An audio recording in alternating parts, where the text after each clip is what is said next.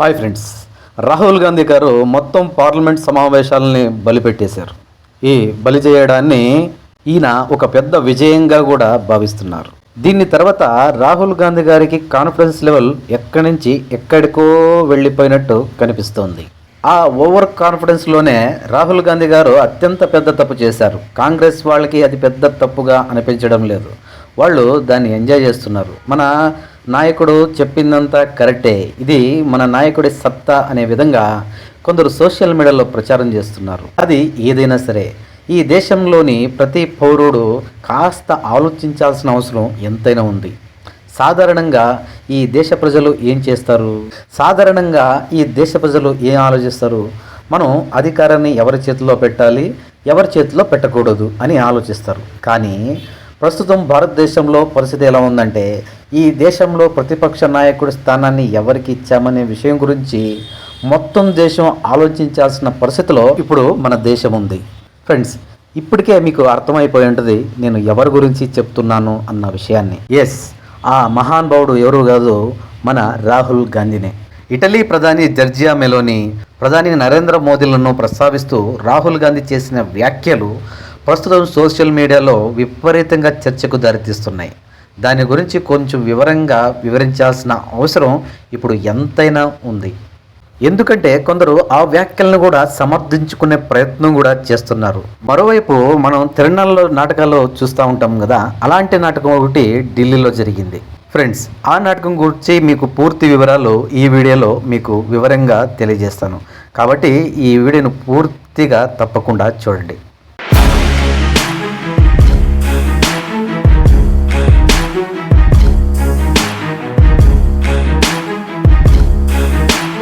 Friends, ఈ దేశ ప్రతిపక్ష నాయకుడు రాహుల్ గాంధీ ప్రస్తుతం నేల మీద నడవడం లేదు అని అనిపిస్తుంది. ఢిల్లీలో జంతర్ మంతర్ వద్ద జరిగిన ఆందోళన, ఆ తర్వాత పార్లమెంట్ సమావేశాల్లో పూర్తిగా స్తంభించడం, ఇవన్నీ జరిగిన తర్వాత రాహుల్ గాంధీ గారికి ఒక భావన ఏర్పడింది. ఆ భావన ఏమిటంటే, నేను ఈ దేశంలో ఒక పెద్ద నాయకుడిగా ఎదిగిపోయాను, ఇక నన్నెవ్వరూ ఆపలేరు, మొత్తం పార్లమెంటు సమావేశాలని నేను స్తంభించేలా చేసేశాను. అంటే నా సత్తా ఏంటో దేశమందరికీ అర్థమైపోయింది. ఇక నన్నెవరో అడ్డుకోగలరు, నన్ను ఎవరో ఆపగలరు అనే ఒక రకమైన ఊహాలోకంలో రాహుల్ గాంధీ విహరిస్తున్నట్టు కనిపిస్తుంది. ఫ్రెండ్స్, నేను ఎందుకు అలా చెప్తున్నానంటే, రాహుల్ గాంధీ మనసులో నిజంగా అలాంటి భావనలు లేకపోతే ఆయన నోటి నుంచి నేను ఇప్పుడు చెప్పబోయే వ్యాఖ్యలు వచ్చేవే కావు. ఇంతకీ ఏం జరిగింది అన్న విషయానికి వస్తే, గురువారం సాయంత్రం అంటే ఆగస్టు 2వ తేదీన కాంగ్రెస్ జాతీయ సమావేశం నిర్వహించారు. అందులో రాహుల్ గాంధీ కూడా పాల్గొన్నారు. ఏమి 10,000 20,000 మంది హాజరైన బహిరంగ సభ కాదు, ఒక హాల్లో రాహుల్ గాంధీ అభిమానులు, పార్టీ కార్యకర్తలు చేరిన కార్యక్రమం. ఇక అక్కడ రాహుల్ గాంధీ ఆ కార్యక్రమంలో ప్రసంగించడం ప్రారంభించారు. ఈ కార్యక్రమంలోనే మోదీ గారిని విమర్శించడం అయితే జరిగింది. మోదీ గారి విదేశాంగ విధానాన్ని విమర్శించడంలో రాహుల్ గాంధీకి అన్ని విధాల స్వేచ్ఛ ఉంది, అధికారం ఉంది. అది ఆయనకు రాజ్యాంగం కల్పించిన హక్కు.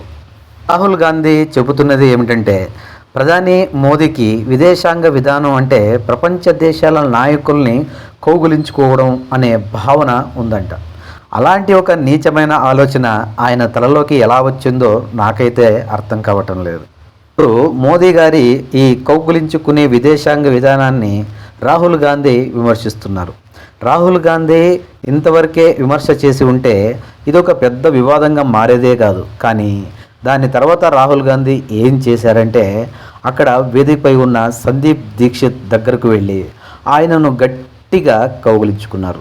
ఇది కూడా మోదీ గారి విదేశాంగ విధానాన్ని ఎగతాళి చేస్తూ రాహుల్ గాంధీ చేసిన వ్యంగ్యం. అప్పుడు అక్కడ ఉన్న సందీప్ దీక్షిత్ ఏమంటాడంటే, నన్ను మెలోని అనుకుని కౌగిలించుకోలేదు కదా అని అడుగుతాడు. అంటే నన్ను మీరు ఇటలీ ప్రధానిగా భావించి కౌగిలించుకోలేదు కదా అని రాహుల్ గాంధీని ప్రశ్నిస్తాడు.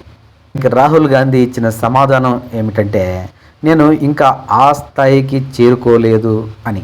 ఒక జవాబుదారీ ఉన్న ఒక నాయకుడు అయ్యుంటే అక్కడికక్కడే ఆ వ్యాఖ్యల్ని ఖండించేవాడు. లేదు లేదు, నేను కేవలం మోదీ గురించి మాత్రమే మాట్లాడుతున్నాను అని. విదేశీ మహిళ గురించి, అది కూడా భారతదేశానికి మిత్రదేశమైన ఇటలీ ప్రధానమంత్రి గురించి నేను ఎలాంటి వ్యాఖ్యలు చేయడం లేదు, అది నా ఉద్దేశం కాదు అని స్పష్టంగా చెప్పేవాడు. ఇక్కడ ఉన్నది ఎవరు?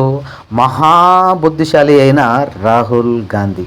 బుద్ధి ఉన్నట్టుగా ప్రవర్తించాల్సిన వ్యక్తి దానికి విరుద్ధంగా ప్రవర్తించాడు. అంతేకాదు, సందీప్ దీక్షిత్ చేసిన వ్యాఖ్యలను సమర్థిస్తూ దాన్ని ఎంజాయ్ కూడా చేశారు ఈ రాహుల్ గాంధీ.